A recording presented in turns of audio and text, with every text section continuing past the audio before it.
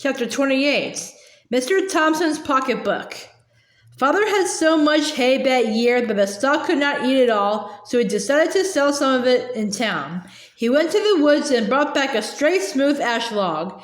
He hewed the bark from it, and then with a wooden maul he beat the log, turning it and pounding it until he softened the layer of wood that had grown last summer and loosened the thin layer of wood underneath it, which had grown the summer before. Then with his knife, he cut long gashes from end to end of the log, about 1.5 inches apart, and he peeled off that thin, tough layer of wood in strips about 1.5 inches wide. Those were ash withes. When Almanzo saw them piled on the big barn floor, he guessed that Father was going to bale hay, and he asked, "Be you going to need help?" Father's eyes twinkled. "Yes, son," he said. "You can stay home from school. You won't learn hay baling any younger."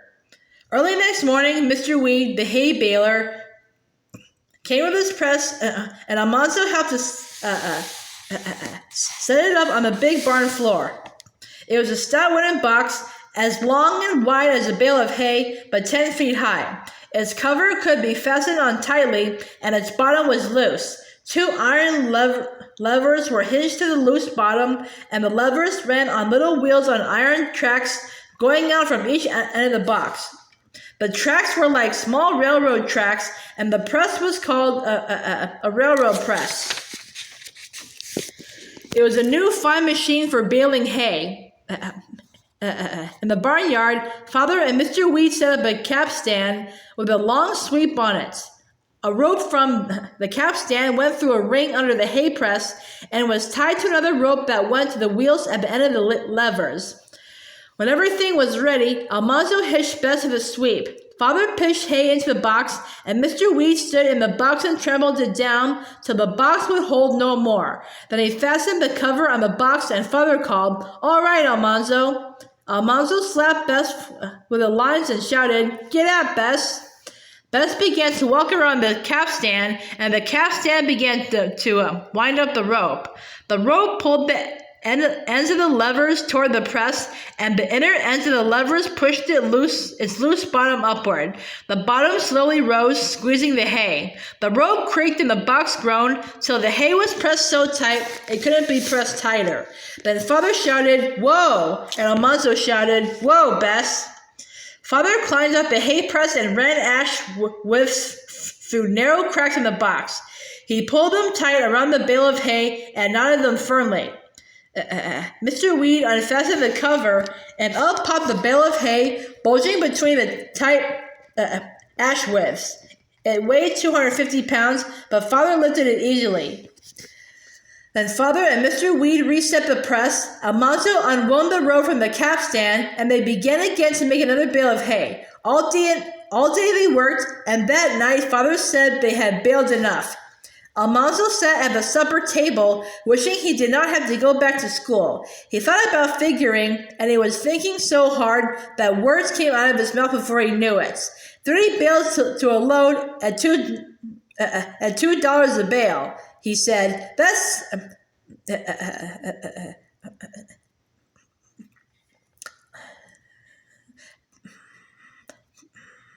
$60 a load. He stopped, scared. He knew better than to speak at table when he wasn't spoken to. "Mercy on us, listen to the boy," Mother said. Well, son," said Father. "I see you've been studying to some purpose." He drank the tea out of his saucer, set it down, and looked again at Almanzo. "Learning is best put into practice. What say you ride to town with me tomorrow and sell that load of hay?" "Oh, yes, please, Father," Almanzo almost shouted.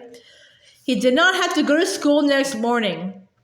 He climbed high up on top of the load of hay and lay there on his stomach and kicked up his heels. Father's hat was down below him, and beyond were the plump backs of the horses. He was as high up as if he were in a tree. The load swayed a little, and the wagon creaked, and the horses' feet made dull sounds on the hard snow. The air was clear and cold, the sky was very blue, and all the snowy fields were sparkling. Just beyond the bridge over Trout River, Almanzo saw a small black thing lying beside the road. When the wagon passed, he leaned over the edge of the hay and saw that it was a pocketbook. He yelled, and Father stopped the horses to let him climb down and pick it up. It was a fat black wallet. Almanzo shitted up the bales of hay and the horses went on. He looked at the pocketbook. He opened it and it was full of banknotes. There was nothing to show who owned them. He handed it down to Father and Father gave him the reins. The team seemed far below, with the line slanting down to the hames, and Almanzo felt very small, but he liked to drive. He held the lines carefully and the horses went steadily along. Father was looking at the pocketbook and the money. There's $1,500 here, Father said. Now, who does it belong to? He's a man who's afraid of banks, or he wouldn't carry so much money around. You can see by the creases in the bills, he's carried them some time. They're big bills and folded together. So likely he got them all at once. Now who's suspicious and stingy and sold something valuable lately? Almanzo didn't know, but Father didn't expect him to answer. The horses went around a curve in the road as well as if Father had been driving them. Thompson, Father exclaimed. He sold some land last fall. He's afraid of banks and he's suspicious and so stingy he'd skin a flea for its hide and tallow. Thompson's the man. He put the pocketbook in his pocket and took the lines from Almanzo. We'll see if we can find him in town, he said. Father drove first to the livery, sale, and feed stable. The livery man came out, and sure enough, Father let Almanzo sell the hay. He stood back and did not say anything, while Almanzo showed the livery man that the hay was good timothy and clover, clean and bright, and every bale solid and full weight. How much do you want for it? The livery man asked. $2.25 a bale, Almanzo said. I won't pay that price, said the livery man. It isn't worth it. What would you call a fair price? Almanzo asked him. Not a penny over $2, the livery man said. All right, I'll take $2, said Almanzo quickly. The livery man looked at Father, and then he pushed back his head and asked Almanzo why he priced the hay at $2.25 in the first place. Are you taking it at $2? Almanzo asked. The livery man said he was. Well, Almanzo said, I asked $2.25 because if I had asked $2, you wouldn't have paid but $1.75. The livery man laughed and said to Father, That's a smart boy of yours. Time will show, Father said. Many a good beginning makes a bad ending. It remains to be seen how he turns out in the long run. Father did not take the money for the hay.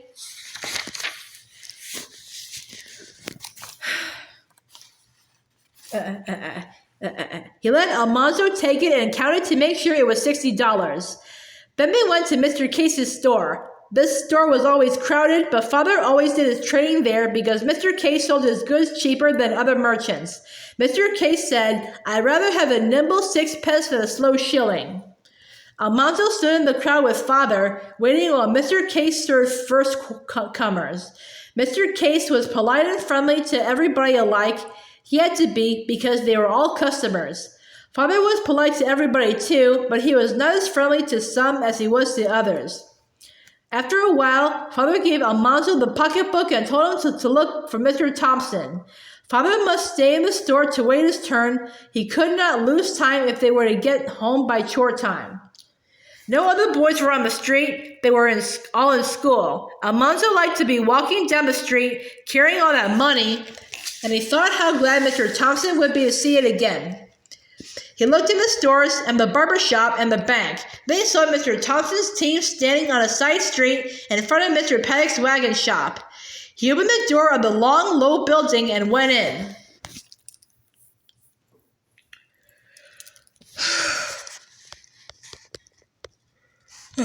Mr. Paddock and Mr. Thompson were standing by the round-bellied stove, looking at a piece of hickory and talking about it. Almanzo waited because he could not interrupt them. It was warm in the building, and there was a good smell of shavings and leather and paint. Beyond the stove, 2 workmen were making a wagon, and another was painting thin red lines on the red spokes of a new buggy. The buggy glistened proudly in black paint. Long curls of shavings lay in heaps, and the whole place was as pleasant as a barn on a rainy day. The workmen whistled while they measured and marked and sawed and planed the clean-smelling wood.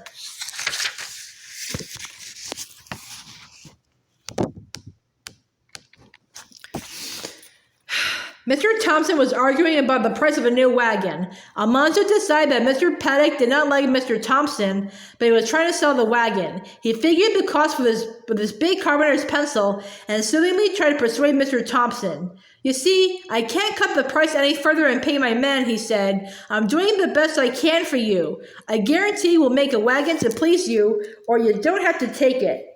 Well, maybe I'll come back to you if I can't do better elsewhere, Mr. Thompson said suspiciously. Glad to serve you any time, said Mr. Paddock. But he saw Almanzo and asked him how the pig was getting along. Almanzo liked big, jolly Mr. Paddock. He always asked about Lucy. She'll weigh around 150 now, Almanzo told him, but he turned to Mr. Thompson and asked, Did you lose a pocketbook?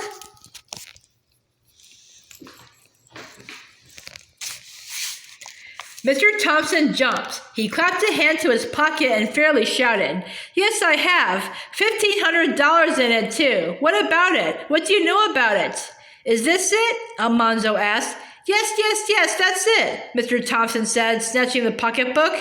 He opened it and hurriedly counted the money. He counted all the bills over twice, and he looked exactly like a man skinning a flea for its hide and tallow. Then he breathed a long sigh of relief and said, Well, this darn boy didn't steal any of it. Almanzo's face was hot as fire. He wanted to hit Mr. Thompson. Mr. Thompson thrust his skinny hand into his pants pocket and hunted around. He took out something. Here, he said, putting it into Almanzo's hand. It was a nickel. Almanzo was so angry he couldn't see. He hated Mr. Thompson. He wanted to hurt him. Mr. Thompson called him a darn boy, and as good as called him a thief.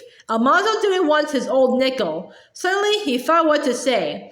Here, he said, handing the nickel back. Keep your nickel. I can't change it.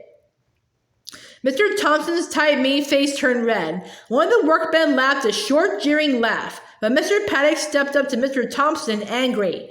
Don't you call this boy a thief, Thompson, he said, and he's not a beggar either. That's how you treat him, is it? When he brings you back your $1,500, call him a thief and hand him a nickel, will you? Mr. Thompson stepped back, but Mr. Paddock stepped right after him. Mr. Paddock shook his fist under Mr. Thompson's nose. You measly skinflint, Mr. Paddock said. Not if I know it, you won't. Not at my place. A good, honest, decent little chap and you. For a cent, No. You hand him 100 of that money and do it quick. No. $200, I say, or take the consequences.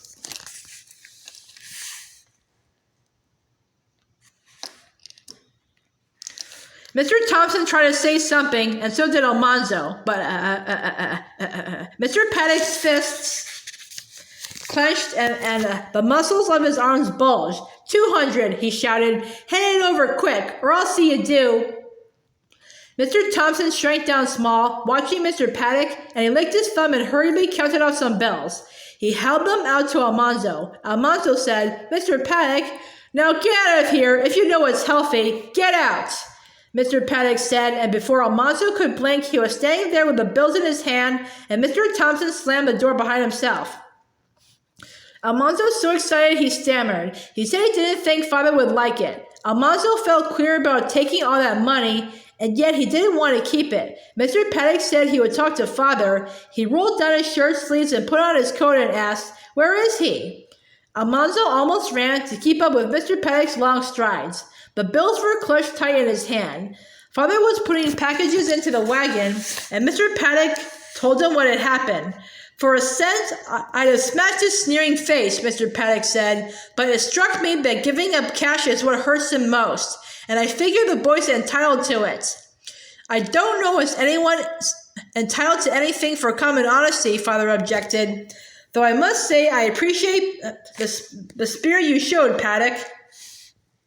I don't say he deserved more than a decent gratitude for giving Thompson his own money, Mr. Paddock said, but it's too much to ask him to stand and take insults on top of that. I say Almanzo's entitled to that $200. Well, there's something in what you say, said Father. Finally, he decided, all right, son, you can keep that money. Almanzo smoothed out the bills and looked at them. $200. That was as much as the horse buyer paid for one of Father's 4-year-olds.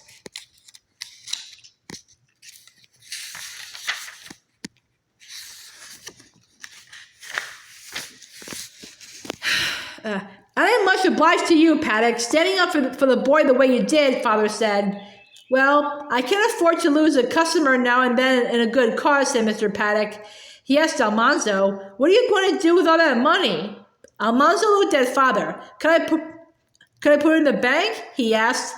That's the place to put money, said Father. Well, $200. I was twice your age before I had so much.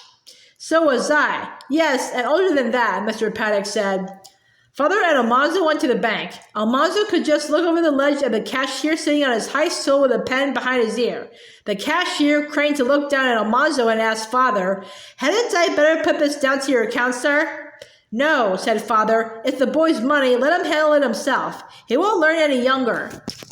Yes, sir, the cashier said. Almanzo had to write his name twice. Then the cashier carefully counted the bills and wrote Almanzo's name in a little book. He wrote the figures, $200, in the book, and he gave the book to Almanzo. Almanzo went out of the bank with Father and asked him, How do I get the money out again? You ask for it, and they'll give it to you. But remember this, son, as long as that money's in the bank, it's working for you. Every dollar in the bank is making you 4 cents a year. That's a sight easier than you can earn money any other way. Anytime you want to spend a nickel, you stop and think how much work it takes to earn $1. Yes, Father, Almanzo said. He was thinking that he had more than enough money to buy a little colt. He could break a little colt of his own. He could teach it everything. Father would never let him break one of his colts. But this was not the end of that exciting day.